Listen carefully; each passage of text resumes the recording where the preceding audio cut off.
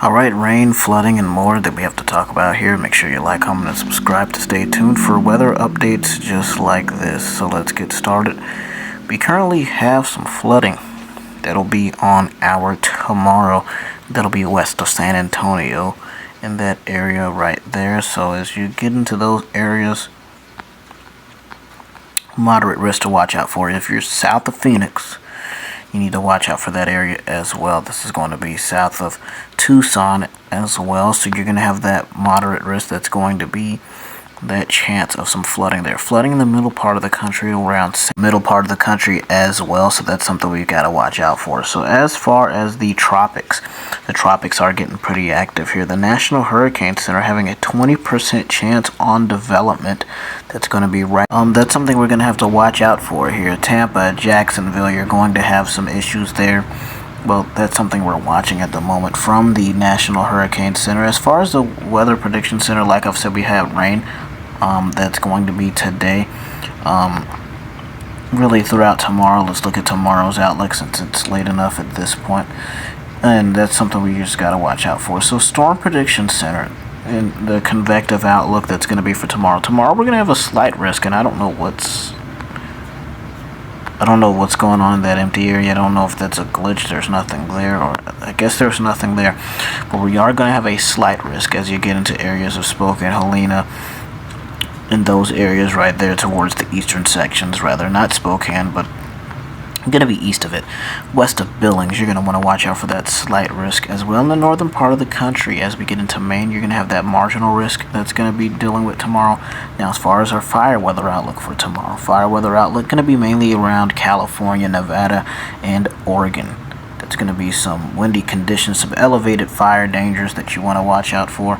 Now, I'm going to show you a few model runs here that I want to just explain a little bit of model runs. Why don't you? So we have this European model that's showing us, this is the 12Z. Let's look at the 18Z. The 18Z European model, and it's going to show us a little bit of rotation that's going on there. We don't have the low pressure, but I'm going to show you this OOZ run that we had earlier today. You can definitely see that, well, we're still going to have the rotation, we're just not going to have the low pressure that pops up. As far as this OOZ run, as you can see there, and actually I'm not even on the map that has the low pressure, so let's try that again. As we look into the OOZ run, as you can see, that is from earlier today. Look at that low pressure, possibly having some tropical characteristics as it moves across. It's getting very close to there. Now, as we look at our 18Z run, and I looked at this before, so I don't even think we're going to have the low pressures that are going to be in effect there. So, but you can still see the possible rotation that as you get into that area, right into there, you can definitely see that there's disorganized tropical moisture that is continuing to move across areas of the United States, and that's just something we've got to keep our eyes on. So if you live in areas of Florida and the Carolinas, Georgia as well, you got to look out for this. Not saying that this is going to guarantee happen, but the outlook for this from the National Hurricane Center is going to, we're just going to keep our eyes peeled here. Now, as we look at areas across the country, our field alerts here, as you can see here, we have multiple air quality alerts. We're going to have some smoke that's going to move down from those Canadian wildfires, and as we get into that area, we're going to have multiple flood areas. So those wildfires that are in Canada, we are going to have a little issue there with that air quality. So as you look there, we have some heat alerts that are in effect. Some heat advisories, some extreme heat warnings, I believe, there as well as those red flags in the west. So we need to watch out here for that, some severe thunderstorm warnings that are going to be happening there in Canada. But we do need to watch out for the air quality alert. It's going to be smoky conditions. You also have a dense smoke advisory. That's a weird advisory to see there. Dense smoke advisory as you get into areas of the northern Great Lakes. So that's something we got to watch out for as well. So multiple of these areas going to be quite interesting. Going to be a lot of things that we're going to have to watch out for. Some flood watches that are down there in the south, just west of Houston, and some flood warnings that are going to be in effect. I think those are, let's see what flood warnings those are. Those are flash flood warnings. That's a lot of flash flood warnings, isn't it? We do have some regular flood warnings in there as well, but we got to watch out for those red flag warnings and extreme heat warnings that are in effect.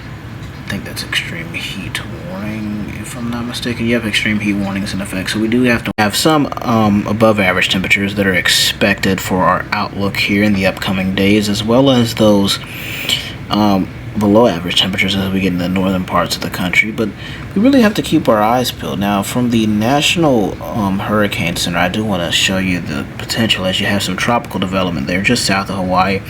You have a little bit 50% chance in the next 2 days and 7 days, and then we're going to have a 10% on that next disturbance. In this next disturbance right here, about a good 80% chance. That's going to be an 80% high chance. And as you can see here, we're going to have a hurricane that's going to be out here. Now, it really looks like it's going to be affecting anybody, but that's what's going on in the Pacific. So right now, we have the tropics. Actually, that's quite interesting. I haven't seen this out here in the distance, but we do have the Atlantic disturbance that has rolled off the coast of Africa there. So we do want to watch out for that disturbance over there, too. I don't think it's going to make it that far, but I think it has. The storms have traveled this far before, but I didn't see that over there, so make sure we're keeping our eyes peeled on this, but specifically right here close to home around Georgia, the Carolinas, and Florida, we got to watch out for that chance of development. It's going to be 20% in the next 7 days. My name is Michael. Make sure you like, comment, and subscribe. Share this with anybody that you know out there who enjoys the weather or needs to know this information. I'll see you out there in the weather community, and have a great rest of your day. I'll see you out there.